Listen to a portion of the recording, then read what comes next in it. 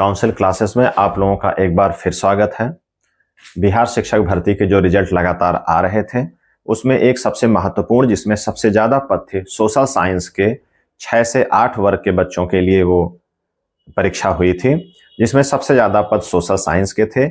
8,196 पद थे और खास करके बीएड के जो अभ्यर्थी थे उनके लिए ये सबसे सुनहरा अवसर था। सुनहरा अवसर इसलिए कि जो भी बीएड के अभ्यर्थी होते हैं उनमें, या फिर जो भी टीजीटी, पीजीटी या जो भी ऐसी परीक्षाएं होती हैं उनमें सबसे ज़्यादा अभ्यर्थी सोशल साइंस के ही होते हैं। तो उनका रिजल्ट आ गया है। सबसे ज़्यादा बहुप्रतीक्षित रिजल्ट था, तो उनका रिजल्ट आ गया है। उसके साथ में कई और प्रकार की सूची आई है बिहार लोक सेवा आयोग द्वारा, उसको हम लोग यहाँ पर देख लेते हैं। तो थोड़ा सा कट ऑफ हम लोग देख लें, बहुत जल्दी से 2-4 मिनट में इसको हम लोग देख लें। बिहार शिक्षक भर्ती 2023 टीआरई 2.0 और 6 से 8 वर्ग के लिए है। 8,196 पद हैं। सोशल साइंस का कट ऑफ है। जनरल का गया है 85, मतलब अनरिजर्व, जो अनारक्षित है वो 85 है, और अनारक्षित फीमेल का 76 है। ईडब्ल्यूएस का 80 है, और एससी का 71, और बीसी का 82, और ईबीसी का 76। मतलब कि 85 कट ऑफ गया है अनारक्षित का। और लगभग सारे विषयों के, संस्कृत या 1-2 विषय को छोड़ करके सबके कट ऑफ 80 से 85 या 87 ऐसे ही हैं।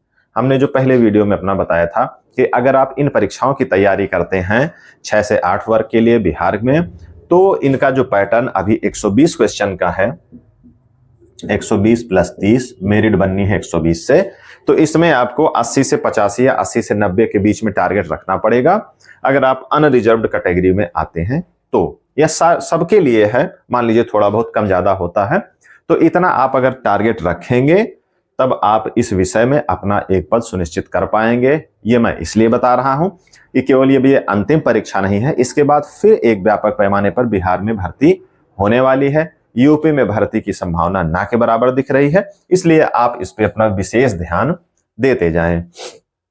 और इसके साथ में जिला आवंटन की सूची सब में आ ही जाती है, और इसी 25 तारीख को ही पीजीटी के लगभग सारे पद या 1-2 पद बचे होंगे, उनका सबका रिजल्ट आया हुआ है। आप बीपीएससी की साइट पर जाकर के देख सकते हैं इसको।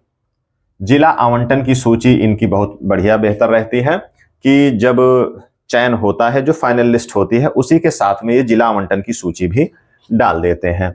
नियुक्ति पत्र जो मिलने का है, डॉक्यूमेंट वेरिफिकेशन, काउंसलिंग स्टार्ट होने वाली है 25 और 26 से। काउंसलिंग 26 से शुरू होगी। उसमें विधिवत दिया हुआ है कि कब कैसे क्या काउंसलिंग होनी है, किन पदों की। और ये काउंसलिंग की डेट आई थी जब 25 का जो रिजल्ट है वो नहीं आया था, तब आ गई थी, तो उसको आप देख सकते हैं जाकर के। और रही काउंसलिंग की विधिवत जानकारी, उसको हम अगले वीडियो में आपको बताएंगे। हाँ, एक महत्वपूर्ण चीज ये है कि काउंसलिंग की डेट कब है, कैसे है, उससे पहले आप सभी अपने जितने प्रमाण पत्र हैं उनको आप एकदम तैयार रखें। जो भी प्रमाण पत्र लगते हैं वो सारे लोग जानते हैं, सब लोग, कि कौन से high school, inter, BA, BTC, BEd, सारे जो भी लगते हैं उनको आप तैयार रखेंगे। इसकी तैयारी पे आप फोकस करें। जिनका चयन हो गया है उनको बहुत बहुत शुभकामनाएं।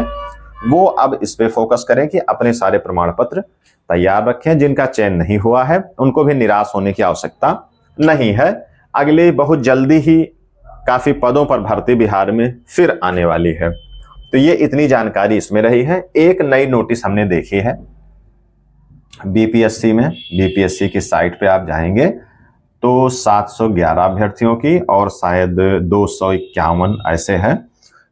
इतने अभ्यर्थियों की एक डिबार की सूची है कि इनको डिबार कर दिया गया है।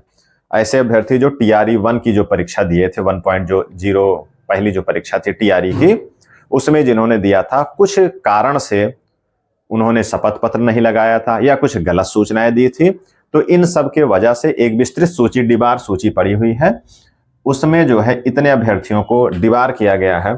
मतलब डिबार का मतलब यह है कि कुछ अभ्यर्थियों को 1 वर्ष के लिए और कुछ को 3 वर्ष के लिए बाहर कर दिया गया है।